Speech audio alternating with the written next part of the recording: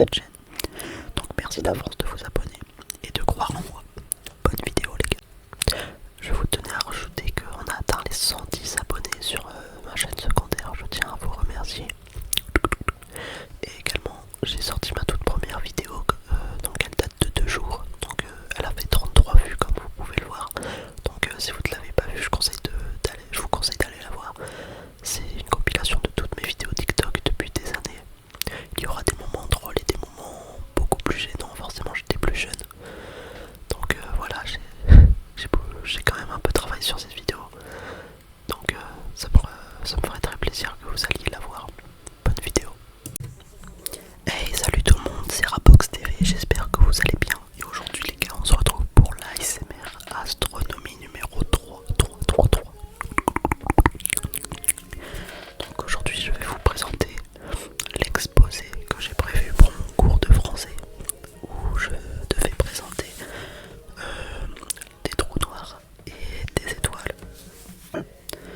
Donc à gauche, en bas à gauche, on peut apercevoir un trou noir. Je l'ai choisi sur Google au hasard, je ne sais pas c'est lequel. En tout cas il me fait penser à M58. Comme ça de tête il me fait penser à M58, je ne sais pas du tout. Et à droite c'est le soleil. Donc c'est parti. Donc pour commencer avec les trous, on va faire les trous noirs. Donc on va voir 5 trous noirs aujourd'hui. Donc Sagittarius A star ou A étoile, qui est donc le trou noir au milieu de notre galaxie, la Voie lactée. M87, qui est le tout premier trou noir pris en photo par l'humanité. Cygnus X1, qui est le plus petit trou noir découvert à ce jour, qui se trouve à 6070 années-lumière. Ensuite, on a Ton 618, le trou noir le plus massif et le plus gros de l'univers. Et enfin, Phoenix A, qui serait le trou noir le plus gros de l'univers, mais on va le voir plus tard. Allez, on commence. Donc, Sagittarius A star se trouve à 26 000 années-lumière de la Terre, comme vous pouvez le voir. Il se trouve au milieu, au centre de la Voie lactée, donc notre galaxie. Et donc 26 000 années-lumière, j'ai fait le calcul.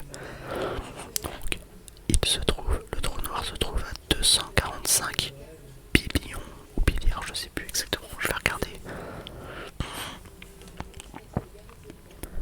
Ouais, il se trouve à 245 milliards, 980 billions et 800 milliards de kilomètres. Et sur l'échelle courte, je vais vous dire ça, il se trouve à 245 quadrillions, 980 trillions et 800 milliards de kilomètres. Et donc il est de type supermassif. C'est le trou noir de notre galaxie. Et donc là on va faire une comparaison de sa taille comparée au soleil. C'est parti.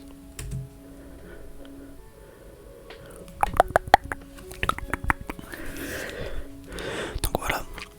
Alors je ne sais pas exactement si c'est ça la vraie taille, hein, mais c'est pour faire un exemple, pour montrer qu'il est bien largement plus gros.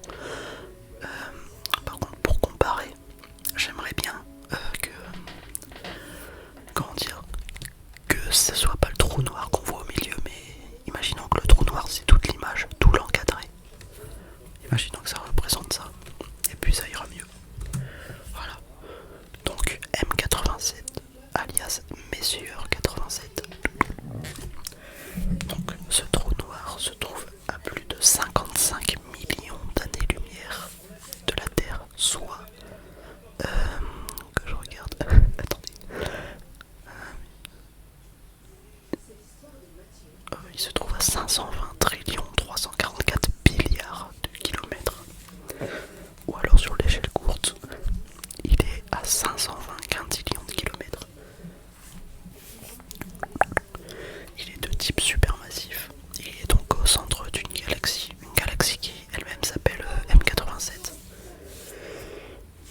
D'ailleurs, le trou noir s'appelle M87 étoiles. Après, c'est ce que m'a dit ChatGPT. D'ailleurs, dites-moi s'il y a des trucs qui sont faux,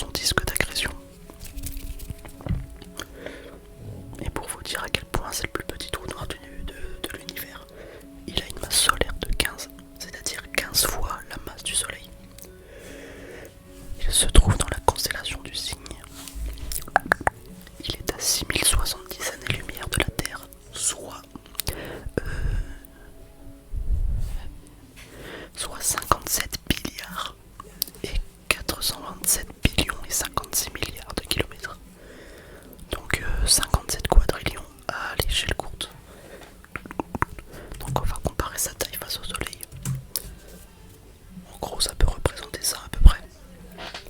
D'après moi, parce que vu que c'est 15 fois plus gros, peut-être que c'est plus gros, peut-être que c'est plus petit. En tout cas moi je dis, quand on me dit 15 fois plus massif, je l'imagine comme ça.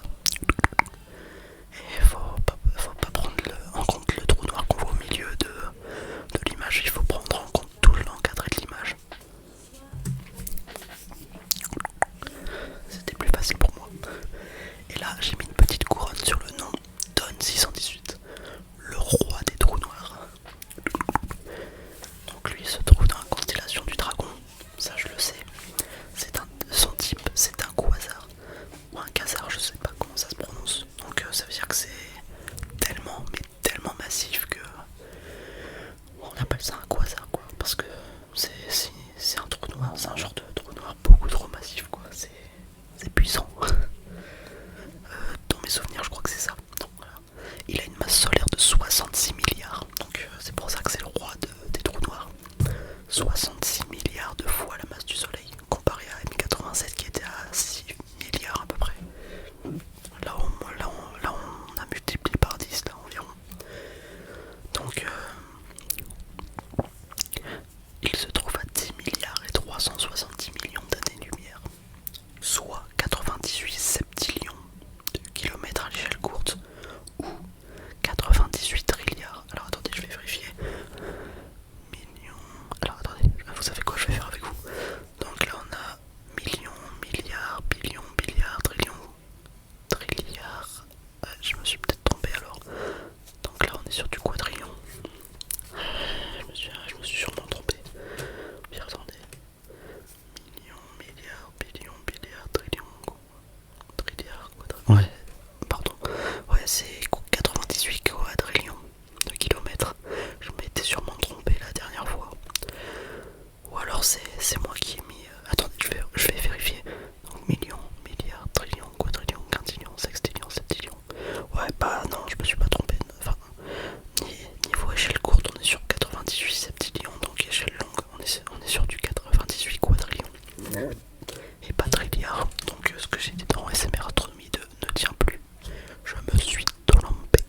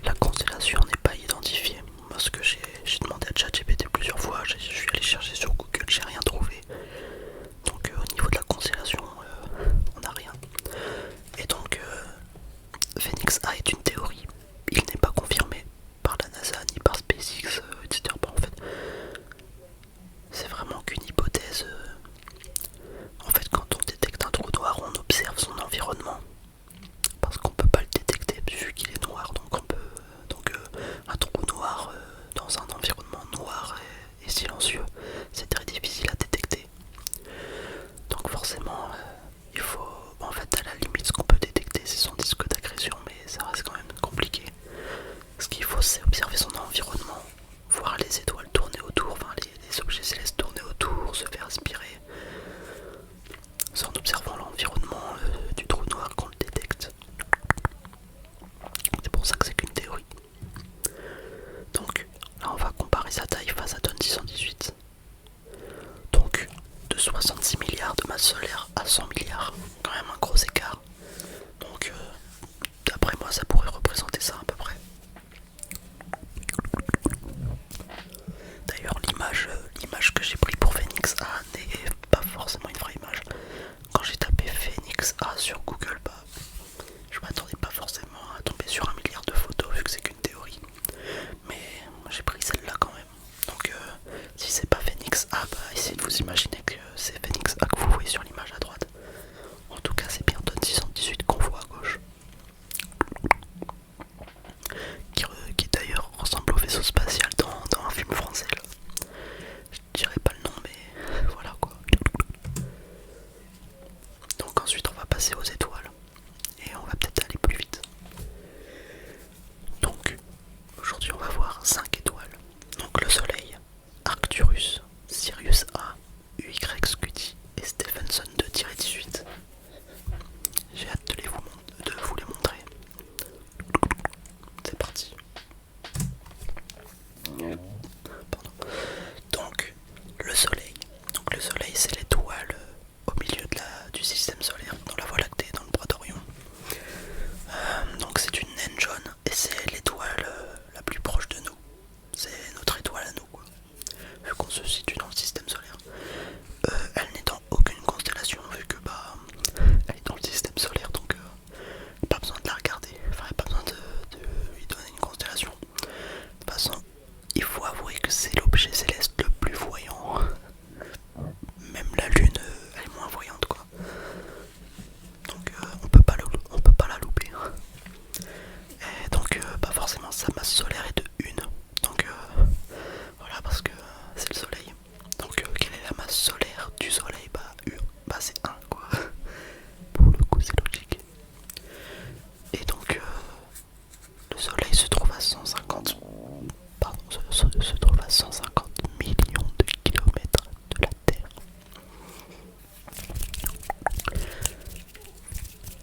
C'est vraiment l'étoile la plus proche. Donc là on va comparer sa taille par rapport à la Terre, ce qui nous donne ça à peu près. Voilà, la Terre est vraiment très petite comparée au Soleil, mais on est tellement loin que au final ça va quoi. On ressent pas trop d'effet.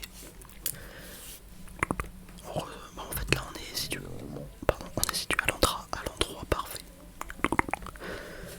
Alors là pour Arcturus, donc là on est sur Arcturus. Là je ne sais pas si les informations sont vraies. D'ailleurs je ne sais même pas si l'image que j'ai prise est forcément vraie. D'ailleurs je l'ai détouré moi-même parce qu'il y avait des choses il y avait des éléments inutiles à côté. Donc j'ai dû la détourer. Même si je sais pas bien le faire parce qu'il y a un petit peu de noir qui dépasse. Mais bon c'est pas très grave. Donc Arcturus, c'est une étoile de type géante rouge. Elle a une masse solaire de 1,1. Donc c'est vraiment pas beaucoup par rapport au soleil. Enfin je veux dire c'est pas beaucoup au-dessus du soleil. C'est 1,1 fois supérieur au soleil. Donc elle est située dans la Voie lactée, dans la constellation du Bouvier. Et elle est située à 37 années-lumière, soit. Donc là on est en billions, donc soit 350 billions, 49 milliards et 600 millions de kilomètres. Ça reste au niveau du système solaire, pour le système solaire ça reste quand même une étoile proche, mais bon, moi je pense qu'il y en a quand même des plus proches, mais Arcturus c'est quand même une étoile bien brillante dans le ciel, une des plus brillantes même, ce qui explique pourquoi elle est populaire.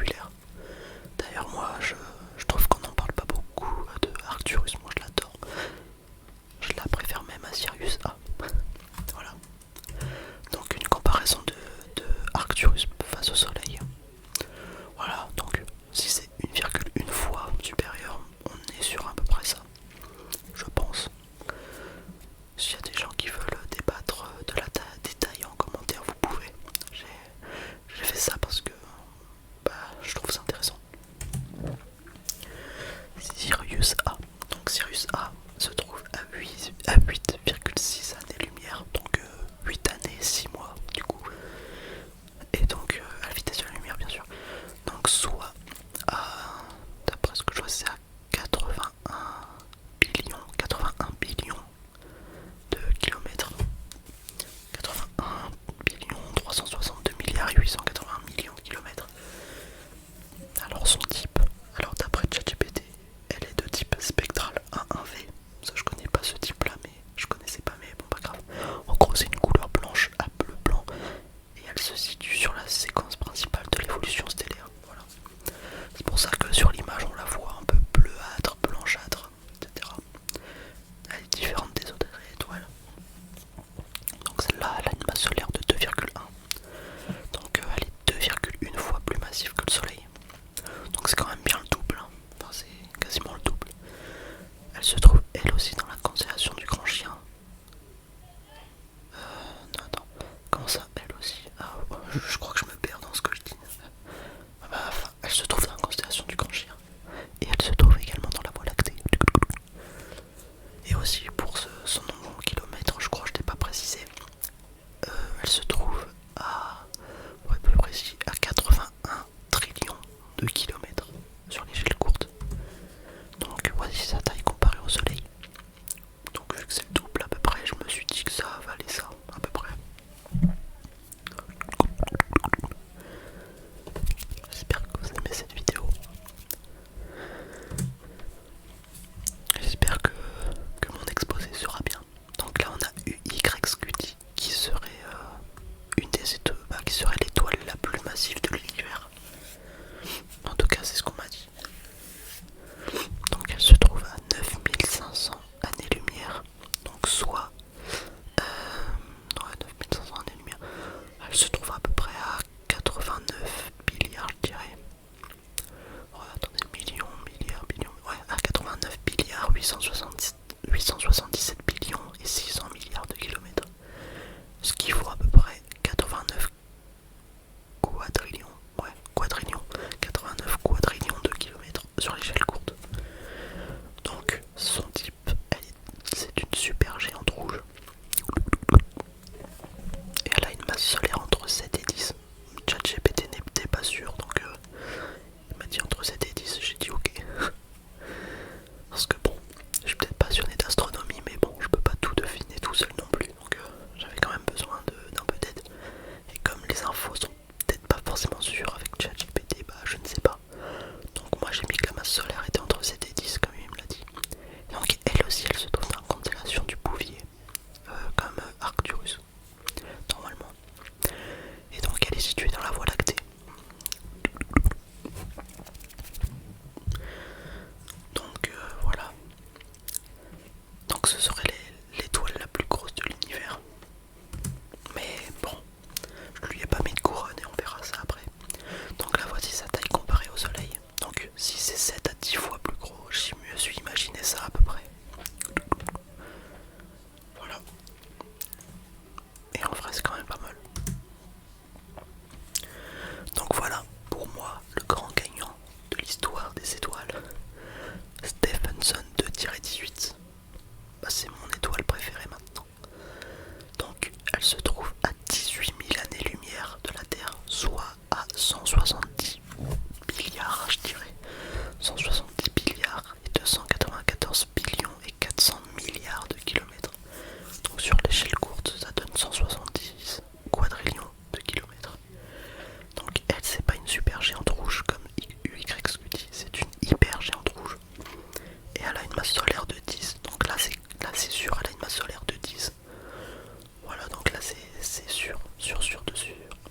Et elle se trouve dans la constellation de la Lyre. Et elle se trouve dans la Voie lactée également. Mais il faut bien se rendre compte qu'elle est quand même moins loin que le trou noir au milieu de notre galaxie. Enfin, elle est beaucoup moins loin que Sagittarius A star. Donc là on va comparer sa taille face au Soleil. Ah, donc moi honnêtement, pour une taille honnêtement 10 fois supérieure, je me suis imaginé ça. Et comme on m'a décrit que c'était vraiment l'étoile la plus grosse de l'univers. En plus à ce qui paraît ce serait une théorie et qu'elle serait pas approuvée, mais j'ai quand même tenu à lui mettre la couronne parce que c'est vraiment ma préférée. Voilà, donc pour moi si on met le